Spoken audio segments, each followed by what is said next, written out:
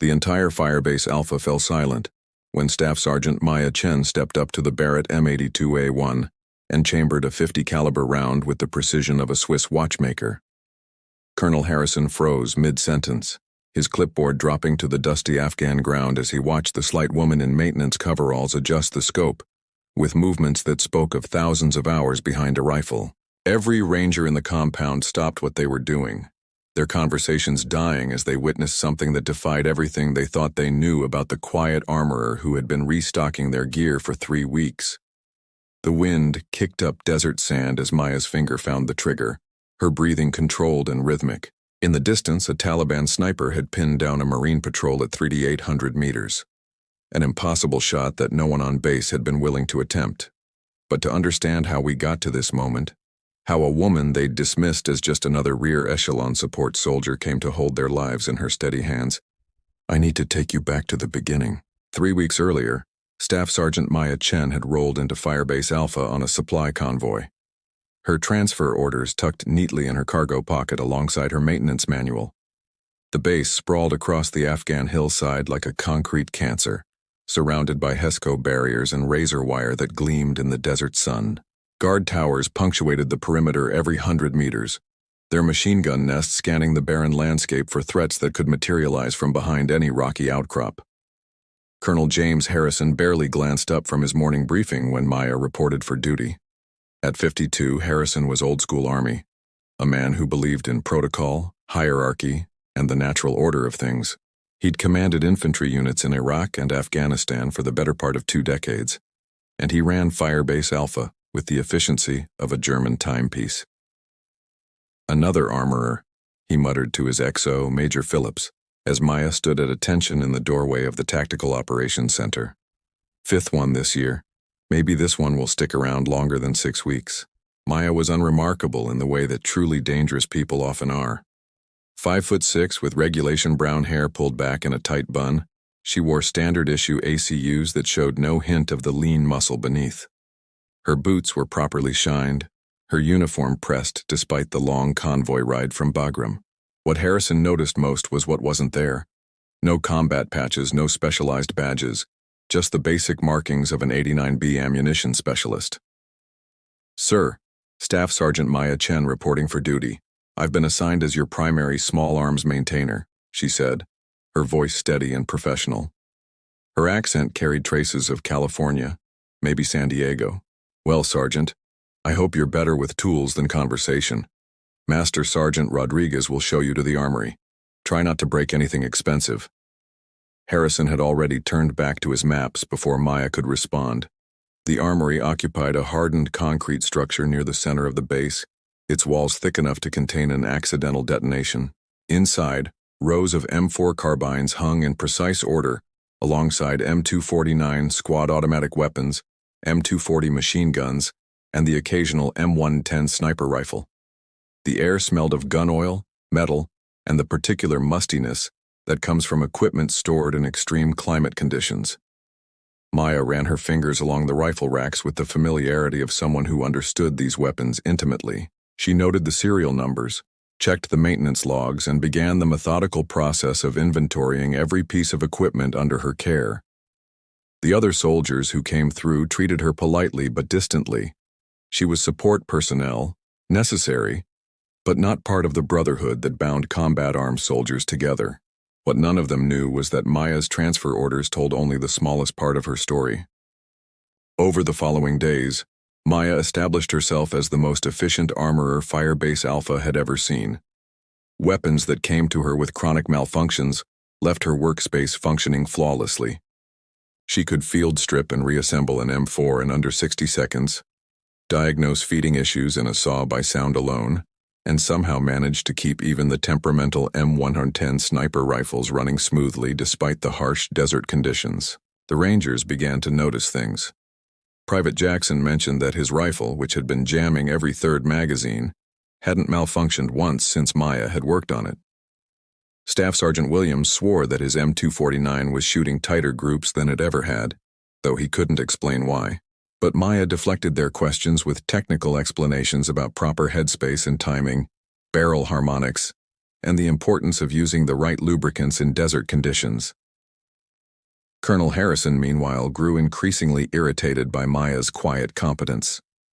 During his morning inspections, he would find the armory immaculately organized, all paperwork filed precisely, and maintenance schedules updated to the hour.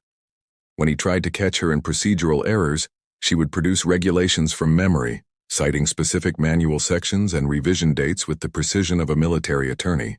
"There's something off about her," Harrison confided to Major Phillips during their evening briefing. "Armorers don't usually know chapter and verse of every small arms technical manual. Maybe she's just good at her job, sir. Nobody's that good without reason." The first real hint came during a routine training exercise. The base's designated marksman, Sergeant Torres, was struggling with his M110 at the 600-meter range. After 3 magazines of erratic shots, he stormed back to the armory, cursing the rifle's accuracy. Maya listened to his complaints, then asked, "Mind if I take a look at your shooting position?" Torres shrugged and handed over the rifle. Maya examined the weapon briefly, checking the scope mounting and bolt operation, then walked to the firing line. She assumed a supported prone position, made several small adjustments to the bipod and scope, and fired a single round.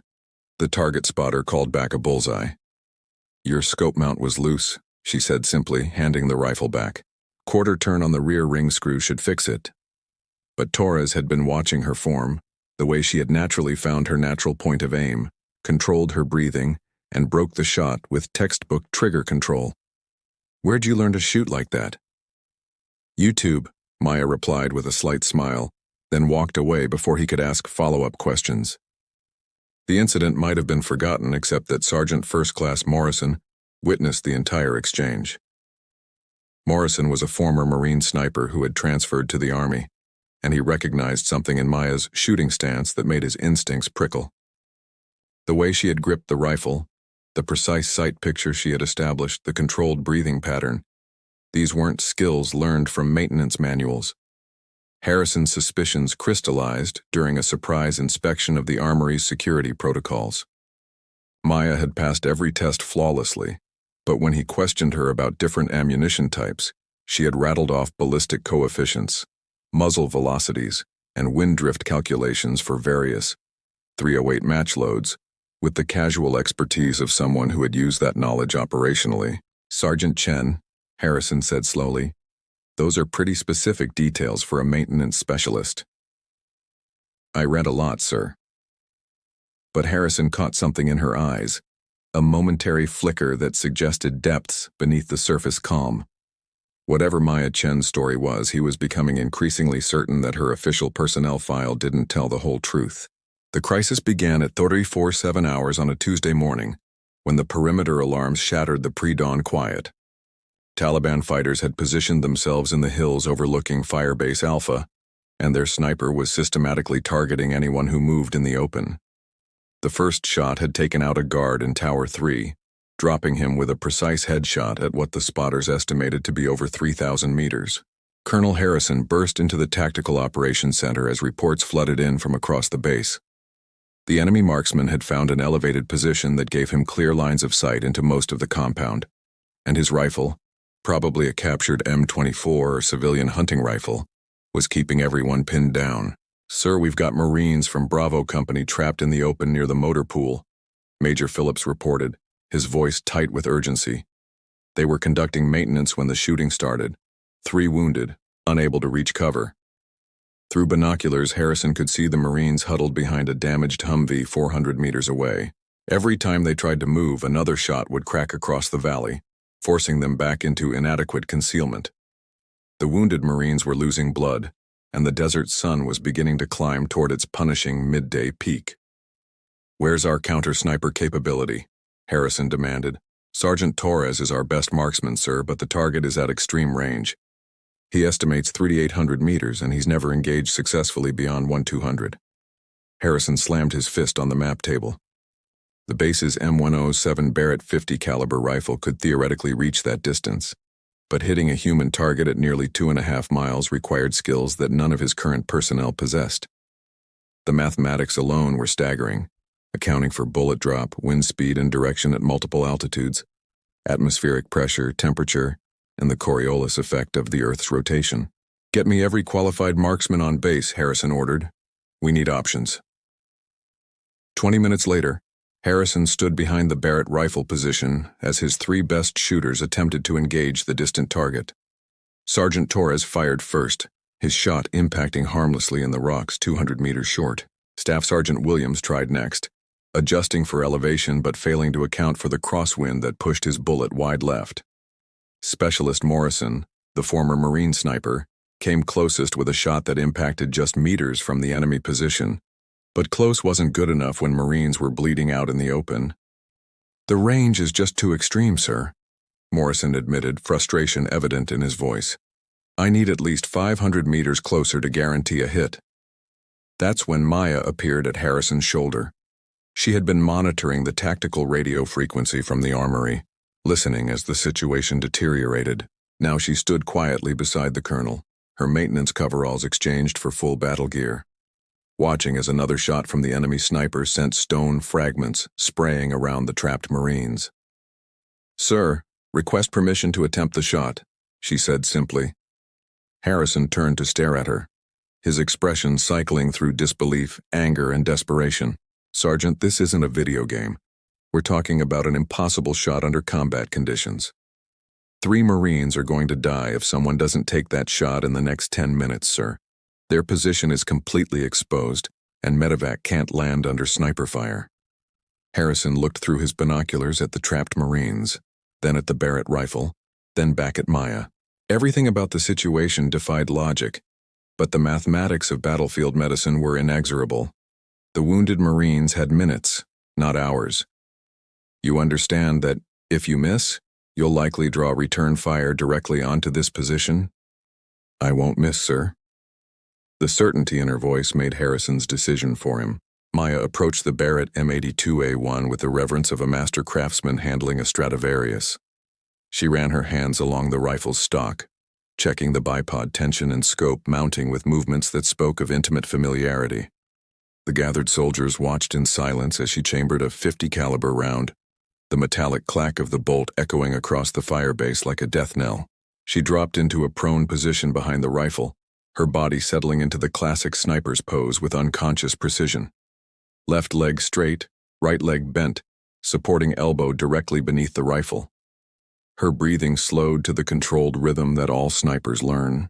Inhale, exhale, natural respiratory pause, hold. Through the Schmidt and Bender scope, Maya could see the enemy sniper's position.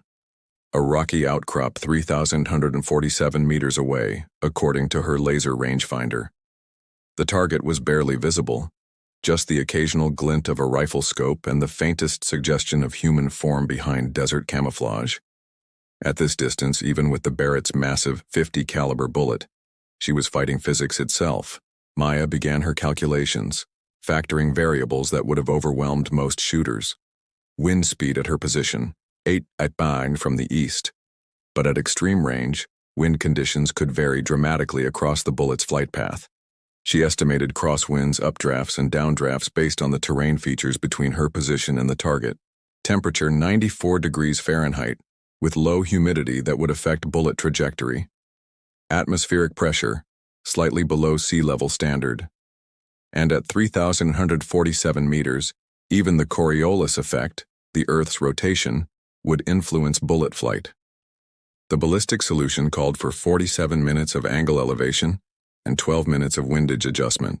Maya dialed the corrections into her scope with the mechanical precision of someone who had made these calculations under fire before. Much more dangerous fire than this. Colonel Harrison stood behind her, his binoculars trained on the distant target. "Sergeant, I need to ask, where exactly did you learn to make shots like this?" Maya's finger found the trigger as she settled into her final sight picture. "1st Special Forces Operational Detachment Delta, sir. Call sign, Ghost Walker. 43 confirmed kills over 4 deployments. Longest confirmed kill, 4,120 meters, Helmand Province, 2018. The words hit Harrison like a physical blow. Delta Force, the Army's most elite unit, so classified that its very existence was officially denied. Operators whose identities were protected at the highest levels of government. Harrison's mind raced through the implications. The cover identity, the deliberately mundane assignment, the months of maintaining operational security while surrounded by conventional forces. Jesus Christ, Major Phillips breathed. You're one of them. Maya's breathing reached its natural pause. Through the scope, she could see the enemy sniper adjusting his position, preparing for another shot at the trapped Marines. Time compressed to this single moment, this intersection of skill, physics, and desperate need. The Barrett thundered, its muzzle brake directing blast waves that kicked up dust in a perfect cone behind the rifle. The massive .50 caliber bullet began its 2-second flight across nearly 4 kilometers of hostile terrain, fighting crosswinds and gravity every meter of the way. In the distant hills, the enemy sniper simply disappeared. One moment he was there. The next moment there was only empty rock and settling dust. Target down, Morrison called through his spotting scope, his voice filled with awe. Holy shit, she got him. The firebase erupted in cheers as the trapped Marines finally broke cover, carrying their wounded comrades toward the medical facility. Harrison stood in stunned silence, staring at Maya as she safed the Barrett and began cleaning the rifle with practiced efficiency. Staff Sergeant Chen, Harrison said formally, his voice carrying across the suddenly quiet compound. I believe I owe you an apology and a salute. Every soldier within earshot snapped to attention as Harrison rendered a perfect salute to the woman they had dismissed as just another support soldier. Maya returned the salute with quiet dignity, no trace of smugness or vindication in her expression. Just doing my job, sir. What happens next? Harrison asked. I assume your cover here is blown. Maya smiled as she secured the Barrett in its case. Actually, sir, my real mission just got started. Delta's been tracking Taliban sniper networks in this region for months. Congratulations. Firebase Alpha just became the bait. The silence was deafening as every soldier present realized they had been living alongside a legend, never knowing that their quiet armorer was one of the deadliest soldiers America had ever produced. Her call sign alone, Ghost Walker, was whispered in special operations circles like a battlefield myth made real. For the first time in 20 years of command, Colonel Harrison found himself completely speechless.